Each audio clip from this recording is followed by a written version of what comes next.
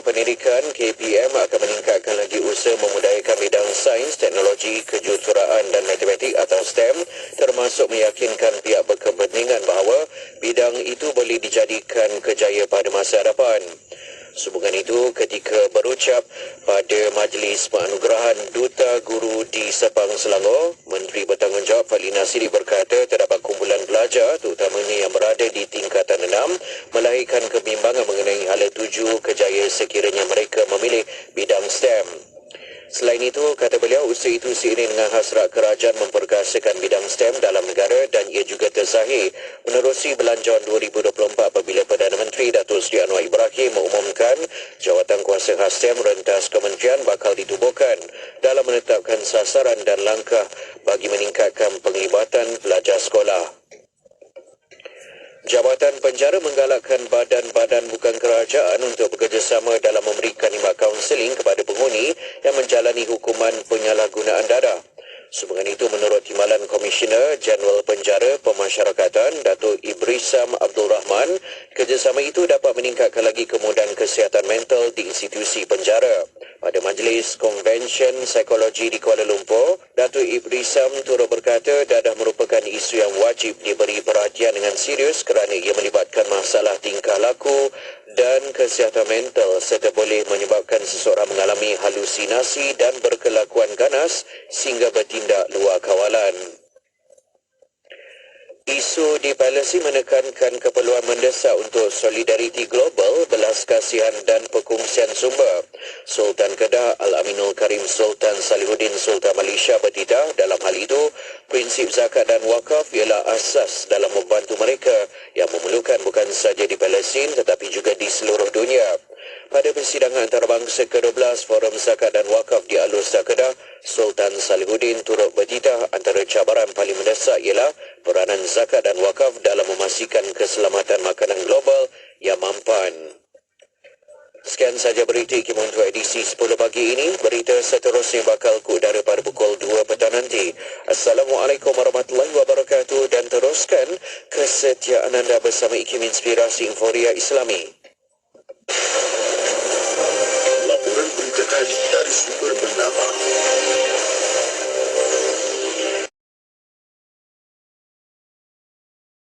pahala berterusan bersama sertai program wakaf buku Ikim untuk diberikan kepada mereka yang memerlukan. Program ini memberi manfaat kepada pihak-pihak yang memerlukan buku-buku ilmiah seperti perpustakaan awam, perpustakaan sekolah tahfiz, perpustakaan universiti, pusat sumber masjid dan lain-lain. Sekiranya anda berminat untuk menyertai program wakaf buku Ikim ini, hubungi atau WhatsApp 011-5769-5400 untuk tahu kaedahnya. Hello, JKM. Saya Fizan, boleh saya bantu? Sebenarnya macam ni. Okey, macam ni Puan. Pihak JKM ada menyediakan program PDK iaitu pemulihan dalam komuniti yang diuruskan oleh NGO. Jadi program ni khususnya adalah untuk KU. Termasuklah Down syndrome, ada juga masalah penglihatan. Terutamanya dari segi pemulihan. Apa lagi program-program yang disediakan kat PDK tu? Semasa di PDK ni, pelatih biasanya akan mengikuti latihan pengurusan diri, mengira, lukis, terapi muzik, sukan dan juga rekreasi. Sekiranya anak puan ni menghadiri sesi pemulihan sekurang-kurangnya 8 hari dalam sebulan, beliau layak untuk menerima alhamdulillah. Okey ke? Alhamdulillah. Sekiranya puan berminat, puan boleh menghubungi terus PDK berhampiran tempat puan lah, atau menghubungi pejabat kebajikan masyarakat daerah. Selain itu, sekiranya puan memerlukan maklumat lanjut berhubung perkhidmatan JKM, puan boleh melayari laman sesawang berikutlah: www.jkm.gov.my. Kapsul Masa.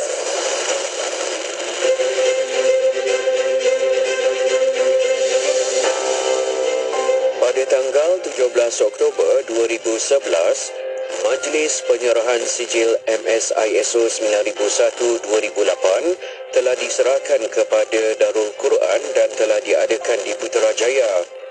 Majlis penyerahan sijil ini disampaikan oleh Haliza Ibrahim, Pengurus Besar Corporate Support Services Sirim QAS International Siam Barat, kepada Pengarah Darul Quran Tuan Haji Parmuzi Yahya dan disaksikan oleh Ketua Pengarah JAKIM Datuk Haji Othman Mustafa.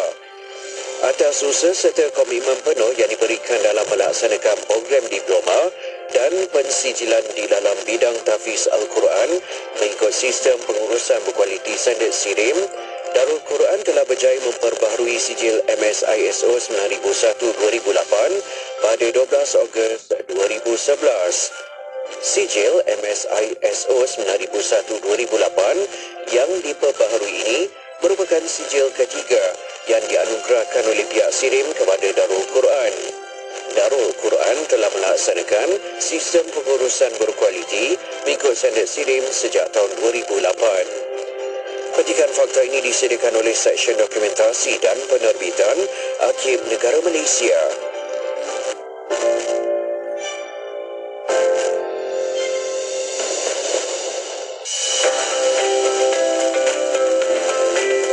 Apa itu konsep Malaysia Madani? Konsep Malaysia Madani bermaksud kepercayaan antara kerajaan dengan rakyat atas dasar keterusan dan kerjasama. Ayat mudahnya, semua lapisan masyarakat tanpa mengira kaum dibantu oleh kerajaan. Kerajaan tidak berselindung dengan rakyat dan kita semua bekerjasama dalam semua perkara untuk menyelesaikan semua masalah, memenuhi keperluan semasa dan mencorakkan masa depan negara. Ada 6 konsep Malaysia Madani. Yang pertama, kemampanan, kesejahteraan, daya cipta, hormat, keyakinan dan ihsan. Secara kesimpulannya, konsep Malaysia Madani yang diasaskan oleh Perdana Menteri Malaysia iaitu Yang Berhormat Datuk Seri Anwar Ibrahim adalah mengambil kira konsep kepimpinan Rasulullah SAW.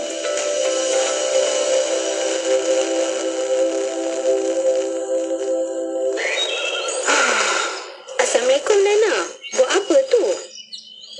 Nana okey tak ni? Sebenarnya kan, ke belakang ini Nana rasa susah sangat nak lelapkan mata. Nak buat kerja pun susah.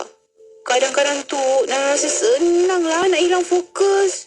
Dah rasa cemas tanpa sebab. Entahlah Betty. Nana ada juga rasa yang diri ni tak ada potensi. Tak boleh lah nak berjaya macam orang lain. Agaknya Nana ni memang tak berguna kan. Jangan fikir macam tu Nana. Setiap orang ada kemampuan dan kejayaan masing-masing. Dan ini termasuk diri Nana sendiri. Tapi kan Nana, Betty rasa apa yang Nana cakapkan ni macam tanda-tanda kemurungan. Kebetulan Betty ada dengar yang IKIM akan mengadakan sebuah bengkel iaitu Bengkel Al-Quran dan Kesihatan Jiwa pada 7 November 2023 di Dewan Memorial Tun Hussein On, Kuala Lumpur. Betty yakin yang bengkel ini sangat berguna kerana akan ada pakar yang akan berkongsi nasihat dan panduan berkaitan stres, kebimbangan dan kemurungan. Selain itu, akan ada juga sesi perkongsian dengan pesakit yang berjaya melalui cabaran kesihatan mental. Macam mana pula dengan yuran penyertaan? Yuran penyertaan bengkel adalah sebanyak RM300. Oh, ya ke? Alhamdulillah. Terima kasih Betty.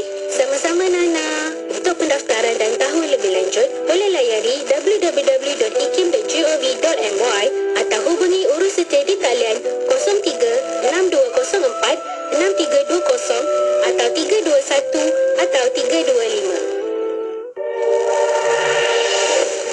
Sajian rancangan terbaik dengan pelbagai pengisian maklumat ilmiah yang bermanfaat seperti Persona di Zara, Syara at IKIM, Syariah dan Perundangan, Emas at IKIM, Kelvin Bertanya, Islam dan Sains, Tahsinul Ibadah, Resolusi, Tarbiyah, Tadabbur dan Bacaan Surah Al-Kahfi bersama Syafiq Saleh hanya di IKIM, Inspirasi Informia Islami.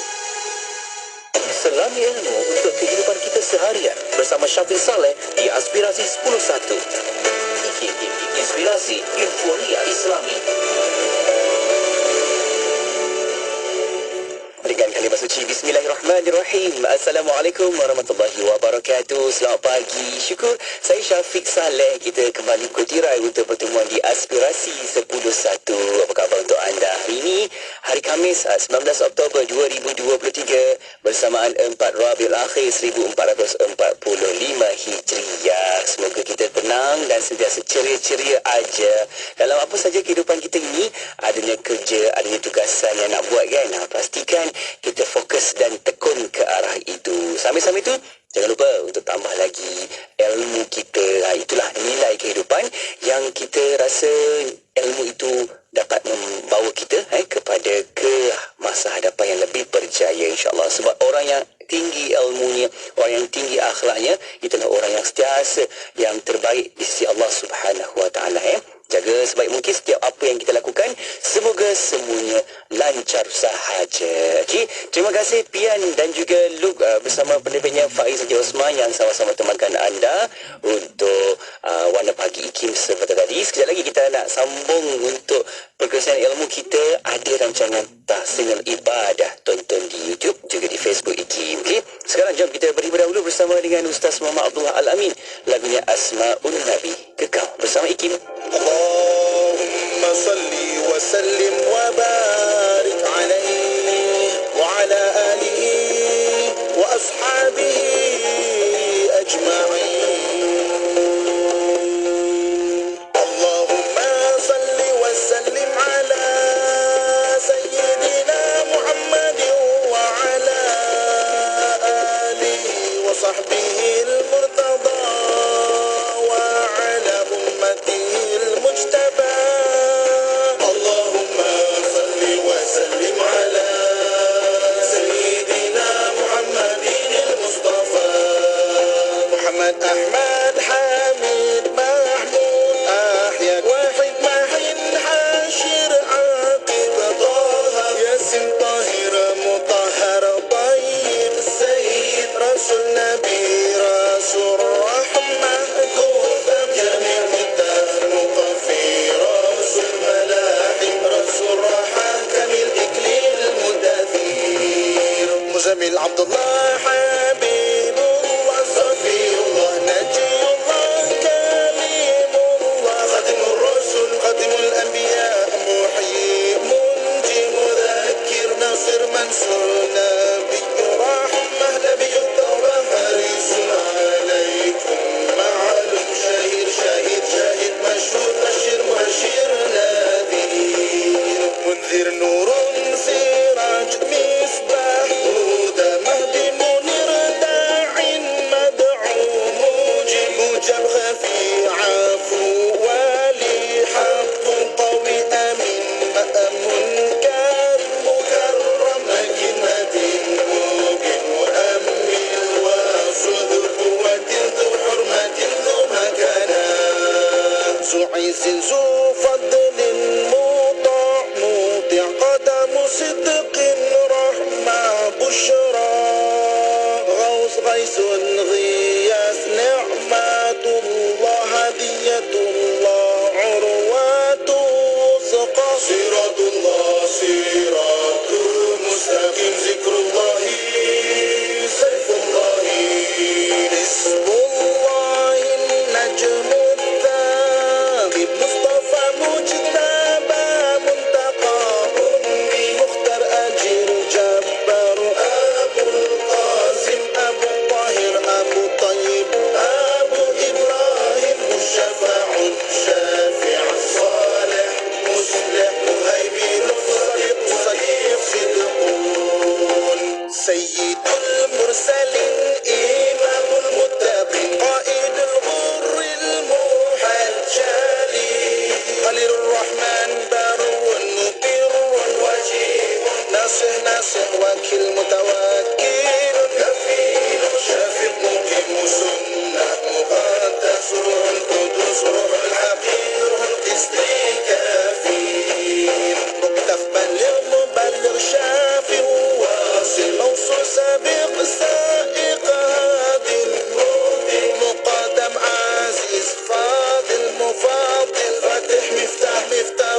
رحمة مفتاح الجنة علم الإيمان علم اليقين دليل الخيرات مصحح الحسنات مقيم العثرات سفوح عن الزلات صاحب الشفاعة صاحب المقام صاحب القدم مخصوص بالعز مخصوص بالمجد مخصوص بالشرف صاحب الوسيلة صاحب الفضيلة صاحب السيف صاحب الإزار صاحب الحجة صاحب السلطان صاحب الرداء صاحب الدرجة رفيعة صاحب التاج صاحب المغفار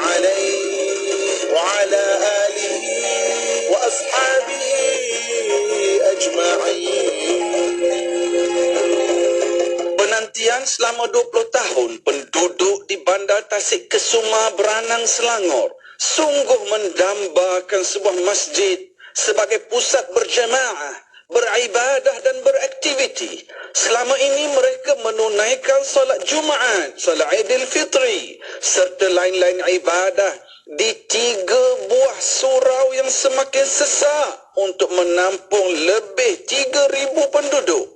Berwakaflah untuk pembinaan kompleks Masjid Bandar Tasik Kesuma, Kombat. Selagi masjid itu kekal, selagi itu pahala akan mengalir kepada pewakafnya. Wakaf, hadiah teristimewa untuk ibu ayah tersayang. Moga berpanjangan pahala wakaf untuk kita serta ibu dan ayah tersayang hingga ke akhirat. Semudah di hujung jari anda, transfer online semudah RM1,000 seorang untuk seramai 20,000 orang penginfak. Atau boleh secara ansuran beberapa bulan. Berinfak dan berkongsi nikmat rezeki adalah ibadah yang besar pahalanya. Mari bersama kami berinfak dan berwakaf melalui akaun 56519656 Maybank, dan maklumat lanjut anda boleh menghubungi talian hotline 0386053673 atau talian WhatsApp 012-850-2280 atau terus ke laman sesawang www.masjidkesuma.com.my. Komputer, sila aktifkan pakej iklan promosi 2023. Baik Tuan, sila pilih pakej iklan yang Tuan inginkan. Baiklah, iklan beli satu percuma satu untuk semua jenis pakej iklan yang ada di IKIM. Baik Tuan, kami aktifkan. Pakej Rose, beli satu percuma satu aktif. Pakej Daily, beli satu percuma satu aktif. Pakej Target dan pakej Travelling, beli satu percuma satu aktif. Baiklah, terima kasih komputer. Ya, berita gembira kepada semua peiklan dan peniaga di seluruh Malaysia. Kami di Radio IKIM kini mengadakan pakej iklan mega. Beli satu percuma satu khas untuk anda. Anda beli satu, kami berikan satu lagi pakej iklan secara percuma. Jadi, beli satu, dapat dua. Beli dua, dapat empat. Beli tiga, dapat enam. Tunggu apa lagi? Hubungi kami di talian 019-650-7976 sekarang juga. Wang iklan adalah terhad. Bertakluk kepada permanen syarat.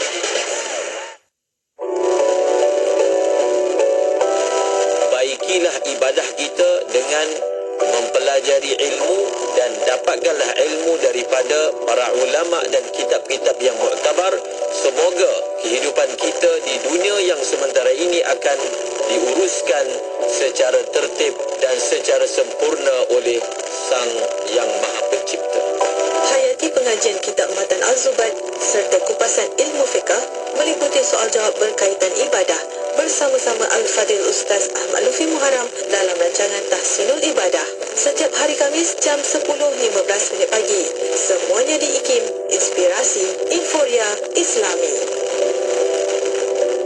Allahumma salli ala Sayyidina Muhammad wa ala alihi wa sahbihi wa barik wa salim. Syukur kita kembali bersama untuk pertemuan di Aspirasi 10.1, dan pagi ini kita nak bawakan lagi perkongsian ilmu menerusi rancangan Tahsinul Ibadah. Kita dapat aktifkan sekarang secara langsung di Facebook juga di YouTube. Jom cepat-cepat masuk ni dekat bahagian ruangan komen ni. Ramai dah mula masuk, yang like, komen, share banyak-banyak. Terima kasih. Dan kita nak bawakan pertemuan ini bersama dengan para pendengar. Anda juga boleh hantarkan soalan pertanyaan. Kita aktifkan talian WhatsApp konti sekarang 0129004004. Okey. Dan untuk itu kita nak sama-sama mengalu-alukan kehadiran tetamu kita yang pun ada di konti. Tak lain tak bukan menerusi rancangan ini kita ada Al-Fadhil Ustaz Ahmad Lufi Muharram yang pun ada bersama-sama kita.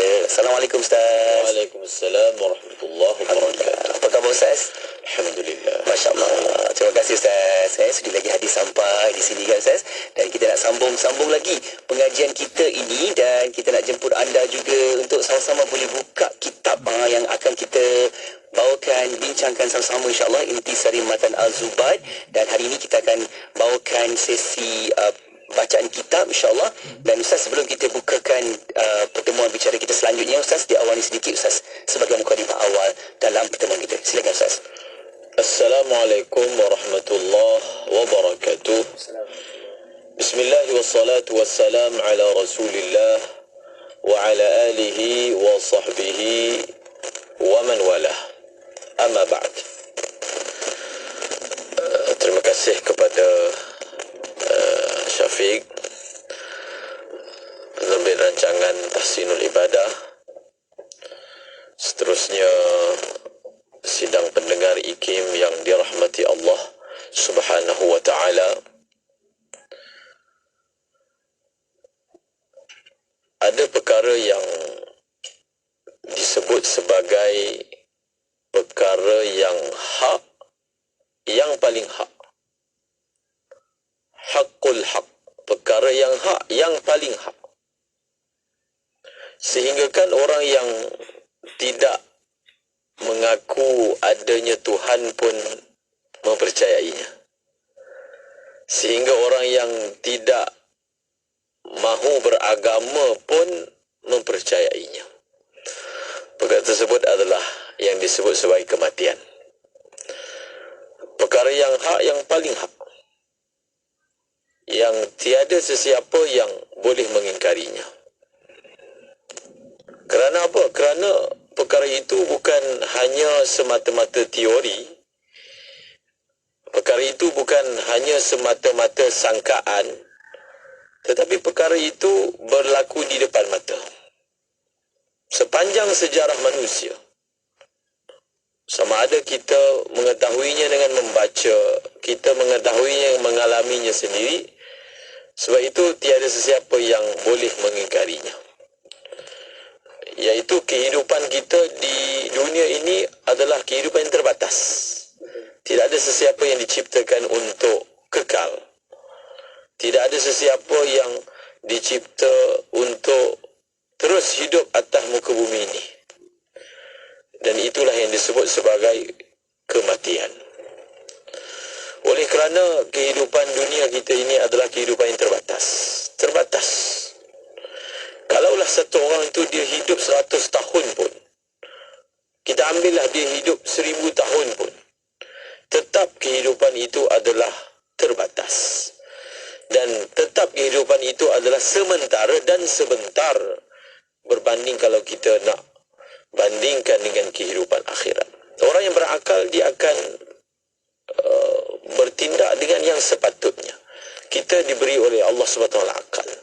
Cuba kita fikirkan, adakah ruang masa yang sementara ini, bukan saja dia sementara, dia adalah suatu tarikh yang tidak diketahui. Dia bersifat sementara, dia bersifat sekejap, ditambah lagi tidak diketahui. Tidak diberitahu kepada kita bilakah kesudahan kehidupan kita. Orang yang berakal, yang mempercayai adanya kehidupan akhirat akan bertindak dengan sewajarnya. Sepatutnya dia uruskan kehidupan dia. Dia uruskan masa dia. Dia bertindak memilih apa sepatutnya dia buat. Apa sepatutnya dia utamakan. Adakah dia sibuk dengan kehidupan yang sebentar ini dengan all out hanya semata-mata untuk dunia, yang akhirnya kamu akan tinggalkan. Orang akan tidak akan berbuat demikian. Dia akan sentiasa memilih-milih apa yang sepatutnya dia buat. Dia sentiasa akan timbang dengan neraca akal, dengan neraca pertimbangan iman, kerana kematian adalah perkara yang pasti. Yang kalaulah dia mengingkarinya, orang kata dia gila. Kalau dia mengingkari, orang kata dia gila.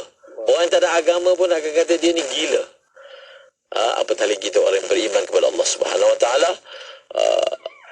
Nabi SAW mengingatkan kepada kita, hendaklah memperbanyakkan mengingati yang menghapuskan kelazatan.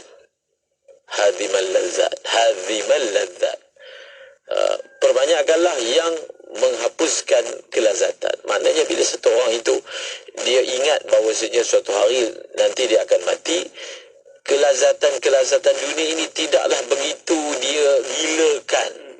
Bukan dia tak rasa, tapi dia tak tergila-gila sangat sehingga dia sanggup korbankan segala-galanya, korbankan maruah dia, korbankan agama dia, korbankan keluarga dia, kerana sebenarnya ini semua adalah khayalan, imajinasi, dusta. Hakikat yang sebenar adalah kehidupan akhirat. Saya tutup dengan firman Allah Subhanahu wa taala, kullu nafsin dha'iqatul maut wa innama tuwaffawna ujurakum yawmal qiyamah. Setiap yang bernyawa pasti akan merasai kematian, dan setiap kamu hanya saja akan diberi balasan di hari akhirat. Sama ada baik ataupun buruk, kita akan dapat yang sebenarnya, yang setimpalnya di hari akhirat kelak. Wallahu a'lam. Saya itu dia kan, kita pertimbangkan hak-hak yang patut kita buat, kita laksanakan untuk amal ibadah kita dan juga persiapan kita ini menelusuri hari-hari kemudian. Masya-Allah, kita harapkan semoga kita sentiasa rapat dan dekat kepada Allah Subhanahu wa taala, mendapat berkat. Terima kasih Ustaz atas ingatan dan juga sesi mukadimah kita di awalnya tadi. Semoga dapat membuka hati jiwa kita, sedia-sedia kita juga untuk mendengarkan perkongsian selanjutnya ini. Ustaz, jom kita nak teruskan untuk perbincangan kita, iaitu bersama dalam kitab Intisari Matan Al-Zubat. Kita teruskan untuk tajuk kita, iaitu jual beli dalam Islam. Fokus kita adalah berkaitan dengan tempahan. Ustaz, kita teruskan untuk syair dan juga baik-baik kata dalam ni yang kita boleh belajar. Silakan Ustaz. Qala an-nazim rahimahullahu ta'ala wa nafa'ana bi'ulumihi fid dharain amin duna thimarin min saghiratil qura ma'luma miqdarin bimi'yarin jara. Maksudnya, yang bukan seperti buah-buahan dari kampung yang kecil, hendaklah ia dimaklumi kadar timbangan atau sukatan atau bilangannya berdasarkan alat penimbang, yakni yang umum digunakan. Kalau Syafiq dan pendengar masih ingat lagi, salah satu daripada syarat tempahan ini, barang yang ditempah itu adalah jenis barang yang boleh dapat. Yang boleh dapat, bukan jarang-jarang nak dapat. Hikmahnya adalah sekiranya tempahan itu adalah daripada jenis barang yang jarang-jarang boleh dapat. Sama ada dari segi barang itu sendiri ataupun dari segi timing waktu serahan itu payah nak dapatkan barang tu ada, tapi ditambah dengan timing ataupun waktu yang dijanjikan serahan, waktu itu tak boleh nak serah barang itu, maka ia tidak mencapai objektif daripada tempahan. Apa maksud orang tempah barang? Maksud dia tempah barang supaya dia dapatlah barang itu. Kalaulah barang yang ditempah itu barang yang tak boleh dapat, tidak mencapailah objektif daripada akad yang dimeterai tadi. Maka ada satu lagi syarat tambahan yang disebutkan seperti yang dibaca terjemahannya tadi, duna thimarin min saghiratil qura. Duna thimarin min saghiratil qura. Tak boleh menempah buah daripada thimar ni buah daripada kampung yang kecil.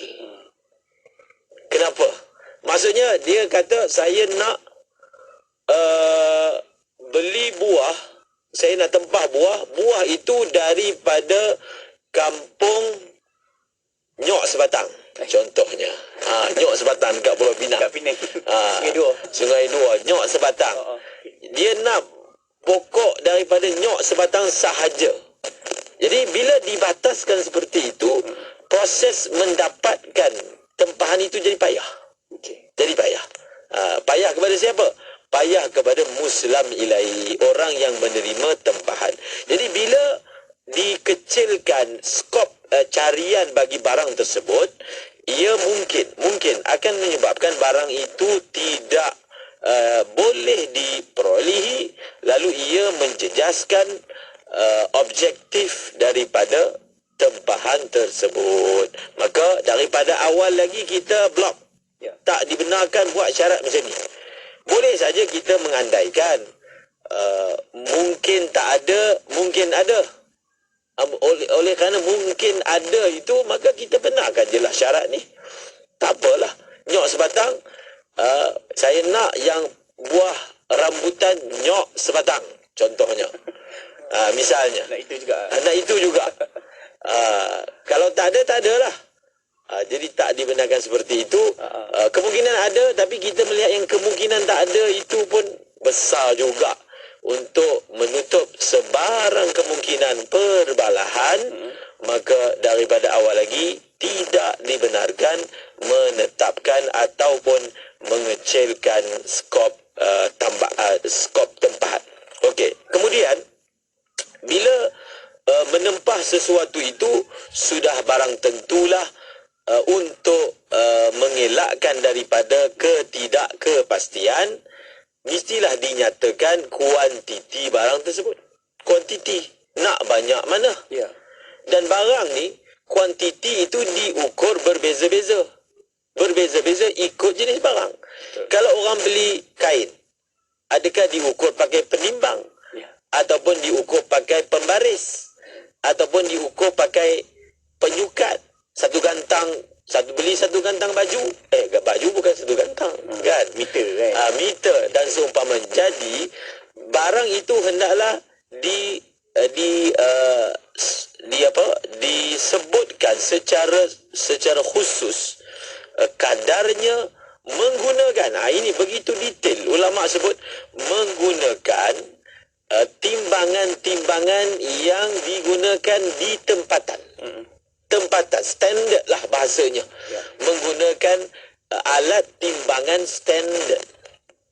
Alat timbangan standard yang dimaklumi antara dua pihak. Semua faham. Okey, kita pakai timbangan apa? Kita pakai timbangan metrik. Kita pakai gram. Kita pakai kilo. Kalau benda itu cecair, kita pakai mililiter dan seumpamanya. Maka hendaklah ketika tempahan itu dibuat, sukatan-sukatan itu hendaklah menggunakan tempahan ataupun alat penimbang standard ataupun jenis timbangan standard. Sebab apa? Kalau menggunakan jenis timbangan yang tidak standard, dikhawatiri kedua belah pihak tu dia tak faham. Orang ini maksudkan yang lain, orang ini maksudkan yang lain. Mungkin di tempat kita dah tak pakai dah timbang, pakai pemberat besi. Kalau kita pergi ke Arab Saudi, di setengah tempat ada lagi. Pergi ke Pakistan, pakai lagi yang diletak pemberat-pemberat untuk timbang. Kita tak pakai. Dulu orang pakai mayam untuk emas. Orang pakai tahil. Sekarang orang tak pakai. Kalau sebut pun tak faham. Tak faham kan? Kalau beras pula, dia ada sukatan seperti kepul. Ada istilah pula kunca pun ada. Dan pelbagai. So kalaulah tempahan itu dibuat, mungkin sahaja nak buat ayat bagi klasik. Buat ayat bagi klasik. Tapi kalau ayat klasik itu menyebabkan jadi balah, dia tak faham apa maksud ayat ni, maka ia akan mengganggu proses penyediaan barang tempahan. Maka digunakan standard. Sebab itu sebenarnya dalam undang-undang perdagangan pun, dulu dia ada sebenarnya kerajaan telah standardkan ataupun selaraskan penggunaan timbangan metrik ini pada tahun lebih kurang 80-an. Dibuat keliling supaya kita standardkan timbangan yang tertentu. Supaya apa? Supaya inilah supaya dagangan itu lancar. Biar sekata di bahasa kita dengan bahasa antarabangsa dalam perdagangan, bahasa yang sama, menggunakan timbangan yang sama, barulah antara perniagaan itu dapat berjalan lancar. Jadi kalau kita berkeras nak guna tahil juga, dan kita nak orang berniaga kita faham tahil itu apa, tak boleh gunakan timbangan yang standard. Maka demi untuk mengelakkan perbalahan, justru disebut dalam matan ini ma'luma miqdarin bimi'yari jara. Hal keadaan barang itu diketahui kadarnya, diketahui sukatannya, bukan setakat diketahui ya, diketahui menggunakan alat sukat, alat timbang yang berjalan. Maksudnya alat sukat, alat timbang yang standard dipakai. Maka barulah tempahan itu susah. Kalau orang beli kain, sebenarnya beli kain pun ada pakai timbang. Okey. Ada. Jual kain timbang ada. Berat Ada. Orang jual kain pakai timbang pun ada. So kalau memang perniagaan itu menjual kain secara timbang, orang menjual barang bandel. Barang bandel itu kan dijual secara timbang, bukan secara rupa. Itu pun dibahaskan apakah hukumnya. Ada kain yang dijual secara timbang. Jadi kalau benda itu dimaklumi, difahami sifat timbangan itu antara dua belah, tak ada masalah. Tujuan kita hanyalah untuk mengelakkan perbalahan yang disebutkan tadi. Itu selesai untuk bait syair yang pertama untuk hari ini. Seterusnya kita rehat sebentar. Ya, baik. InsyaAllah. Kita akan sambung lagi selepas ni, insyaAllah. Okay, untuk anda jangan ke mana-mana. Kekal berada di platform media sosial. Kalau ada pertanyaan, boleh hantarkan ke talian WhatsApp konti 0112900404 maupun kalau ada soalan anda itu juga, letakkan di bahagian ruangan komen di Facebook juga di YouTube IKIM. Kita berehat seketika. Kembali selepas ni, kekal di Radio IKIM. Radio IKIM membawa kepada anda lagu-lagu terbaik.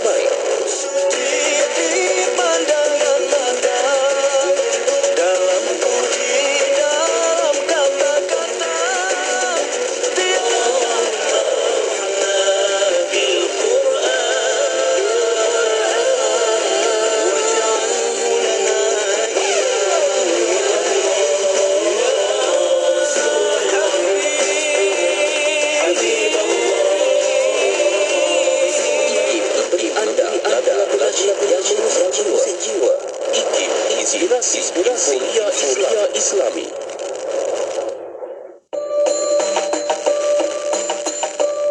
Masjid Daerah Lahad Datu. Masjid Daerah Lahad Datu terletak tidak jauh dari bandar Lahad Datu.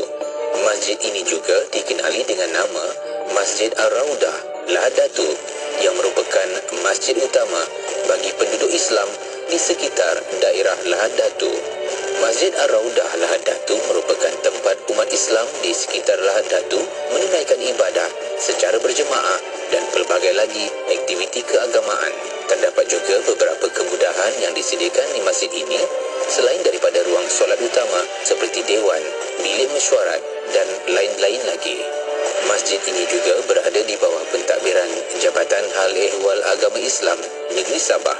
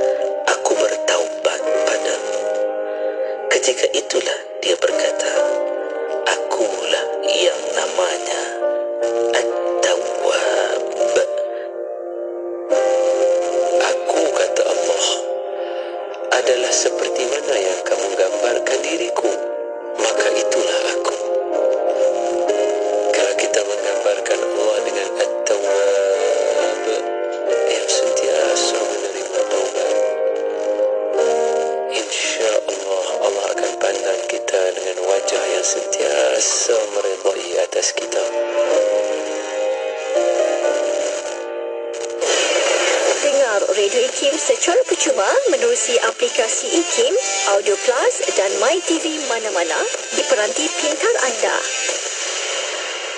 Allahumma salli ala Sayyidina Muhammad wa ala alihi wa sahbihi wa barik wa salim. Syukur kita kembali lagi untuk dalam pertemuan rancangan Tahsinul Ibadah. Boleh tonton sekarang di YouTube juga di Facebook IKIM sebab kita nak sama-sama lagi bawakan pertemuan ini dengan tetamu kita iaitu Al-Fadhil Ustaz Ahmad Lufi Muharram. Dan tonton di Facebook juga di YouTube, jangan lupa. Okey.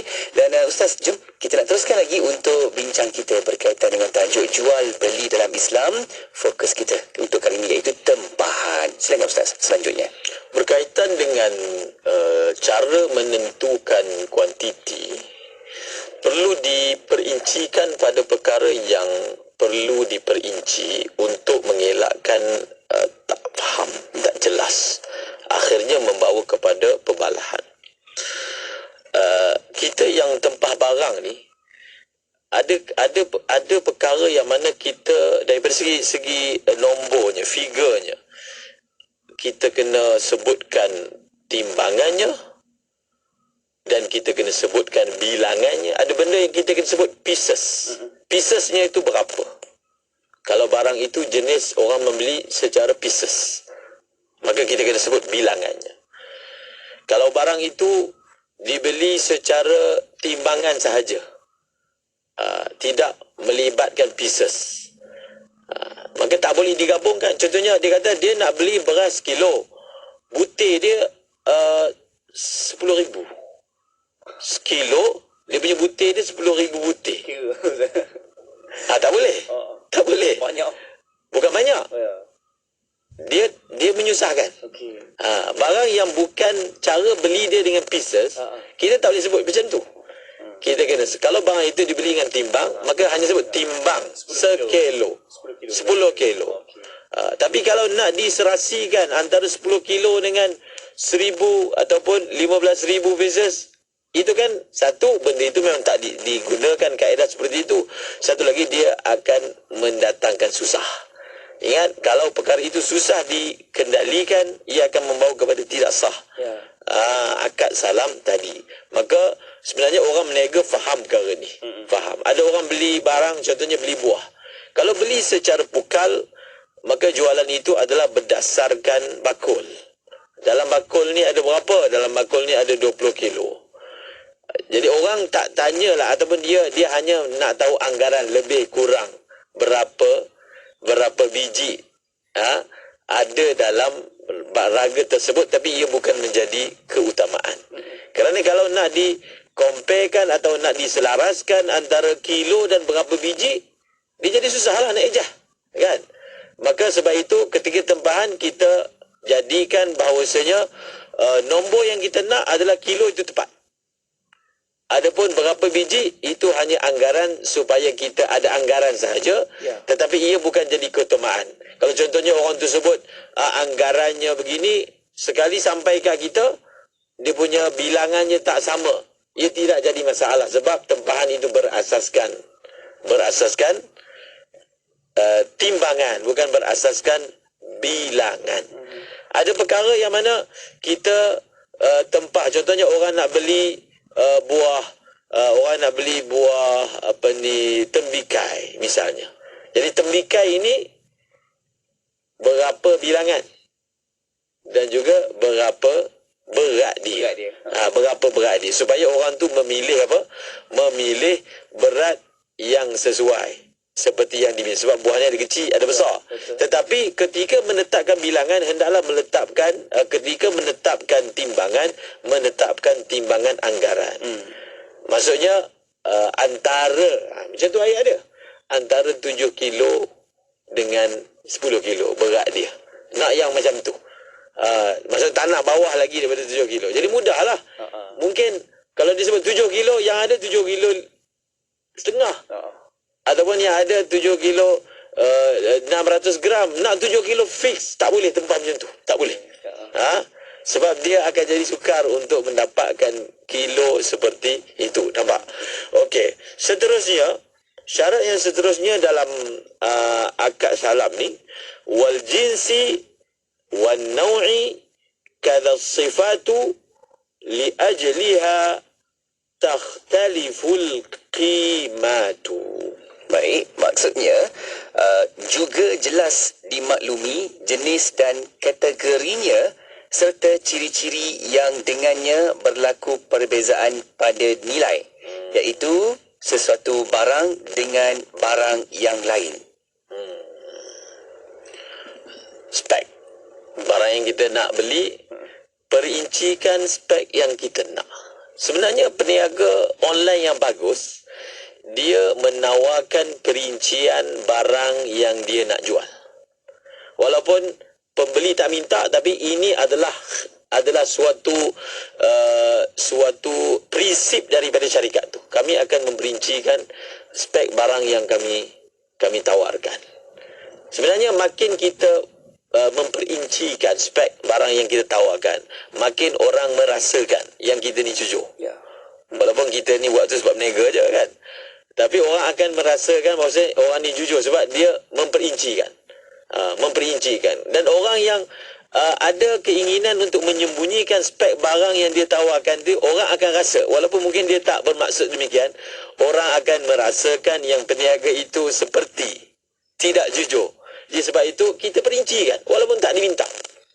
Perincikan, tak diminta. Kita buat je. Ini sebagai satu mungkin jadi penanda dan kelebihan bagi syarikat itu, yang mana dia transparent pada barang-barang yang ditawarkan, semua benda diperincikan.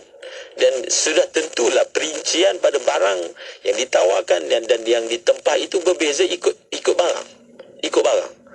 Dan apa dia punya penanda dia? Maksudnya apa benda yang sepatutnya kita sebut ketika buat tempahan?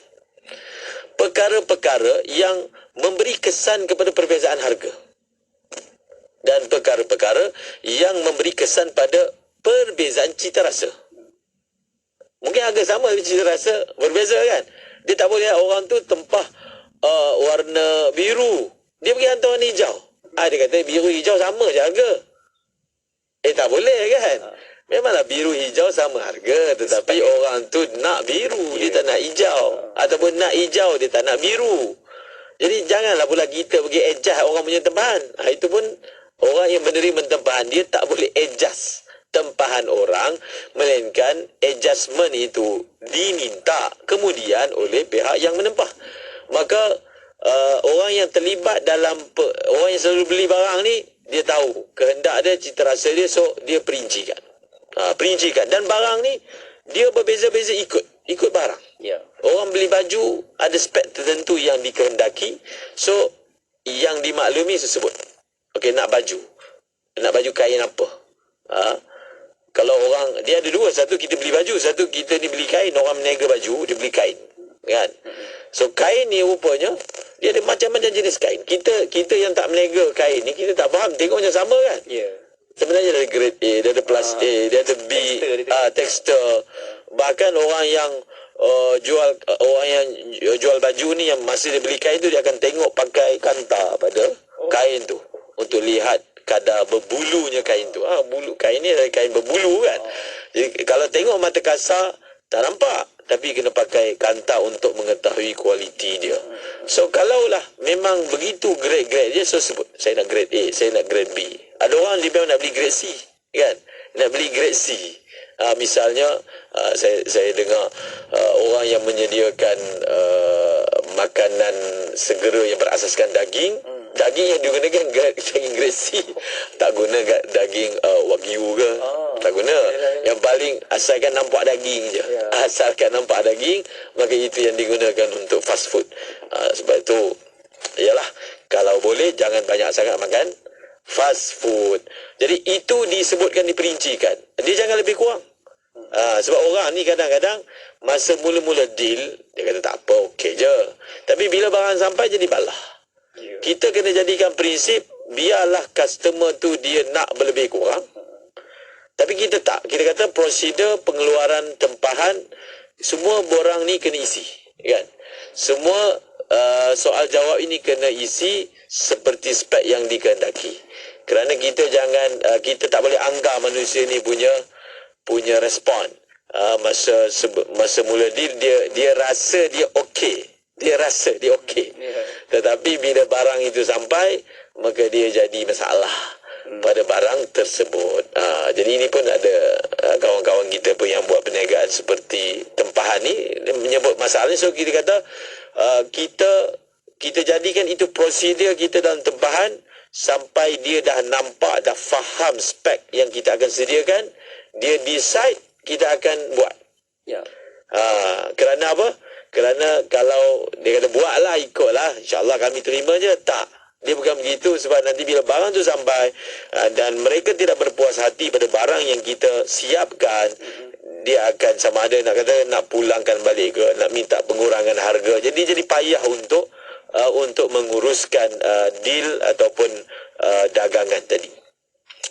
Jenisnya, nau'nya, sifatnya, yang mana ia memberi kesan tadi saya sebut pada harganya, ia memberi kesan pada cita rasanya, maka disebut secara terperinci. Orang yang berniaga, saya tak boleh nak sebut satu persatu. Orang berniaga faham apakah kehendak orang pada barang yang jenis yang dia niagakan. Jual buah ada cerita dia, jual buku ada cerita dia, jual kain ada cerita, jual daging, jual binatang, jual dan seumpamanya, maka sebutkan. Jangan simple kerana ia boleh membawa kepada ketidakpuas hati pada masa-masa yang akan datang. Baik, syair dan seterusnya. Boleh Ustaz sikit lagi. Wa kaunuha madbutatal awsafi la mukhtalitan aw fihi narun dakhala. Baik. Maksudnya, ciri-ciri itu hendaklah boleh diukur dengan dipiawaiankan dan bukan bahan yang bercampur dengan bahan yang pelbagai atau terbias padanya kesan api, yakni bahan yang dimasak. Bahan yang dimasak. Allahu Akbar. Antara syarat, kalau ikut bilangannya itu syarat ini dah jadi syarat yang ketujuh. Syarat yang ketujuh. Syarat yang ketujuh mengatakan bahawasanya spek-spek yang kita minta tu hendaklah spek-spek yang boleh boleh dikadarkan. Kita boleh sebut dia punya nombor dia. Adapun perkara-perkara yang mana dia tidak boleh disebutkan dia punya nombor dia, tak boleh sebut, maka tak sah buat tempahan padanya. Contohnya apa? Contohnya barang yang jenis bercampur. Barang yang jenis bercampur. Barang tu dia jenis barang murakab, bercampur. Dia ada campuran ni, jadi barang tu. Jadi semasa campuran itu berlaku, ia tidak ada suatu kadar yang tertentu. Kalau orang masak kan, masak, dia campak-campak, dia bukan timbang dulu. Dia campak-campak aja. Jadi barang yang mana jenis cara menyediakan dia campak-campak aja, tak sah dibuat tempahan.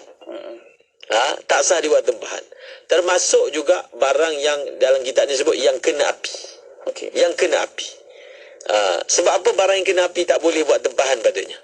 Sebab apa? Api ni perkara yang tak boleh di-adjust. Ini dalam kitab lama. Dia tak boleh nak adjust. Orang tu tak boleh nak adjust api tu.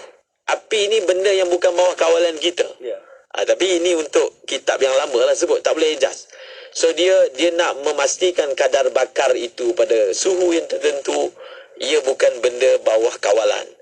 Sedangkan tempahan ini hendaklah perkara yang boleh dispesifikkan.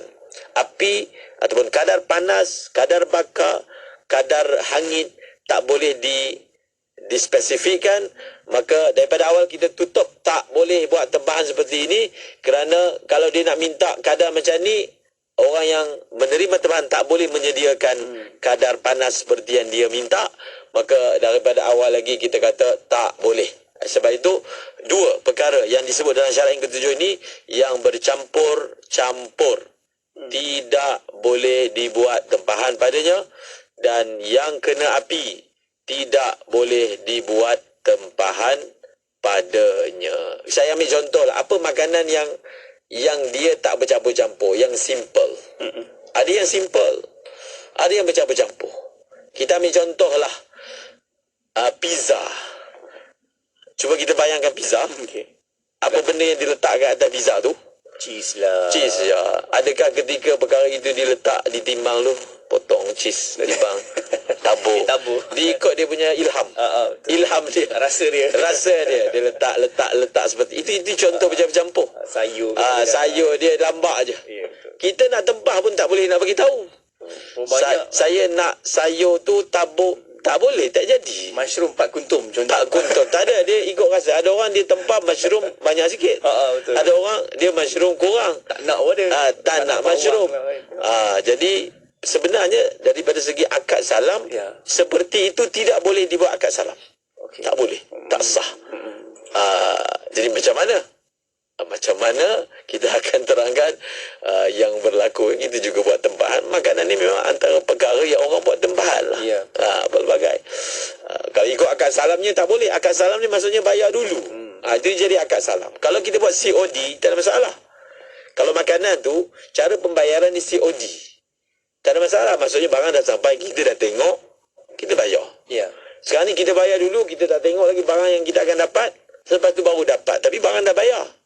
Itu yang nampak, faham tak kenapa syarat ini? Mungkin setengah orang kata syarat ni tak praktikal lah. Tak.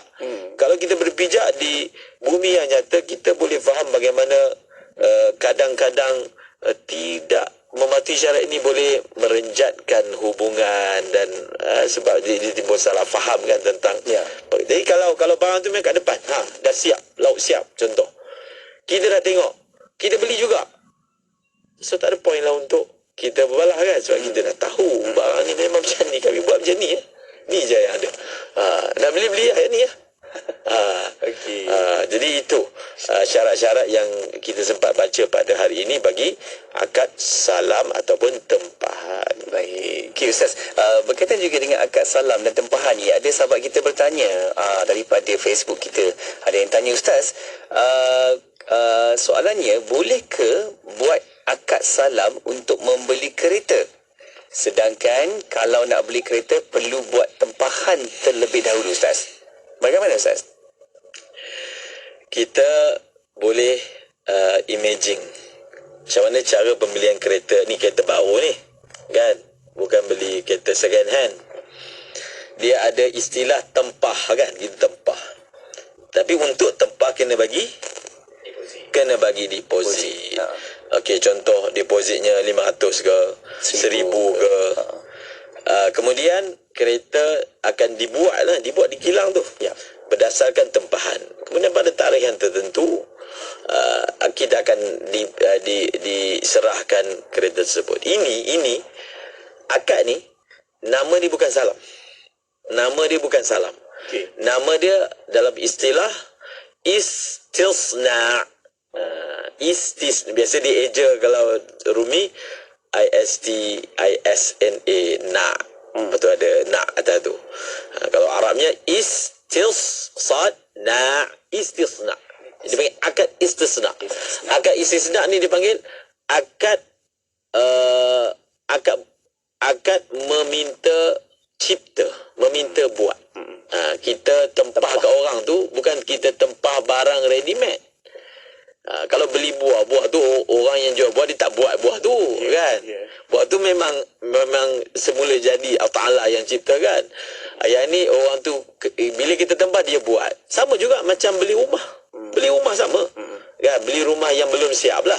Itu dia panggil akad istisna. Jadi akad istisna ni lain. Dia kat situ sebenarnya dia ada jual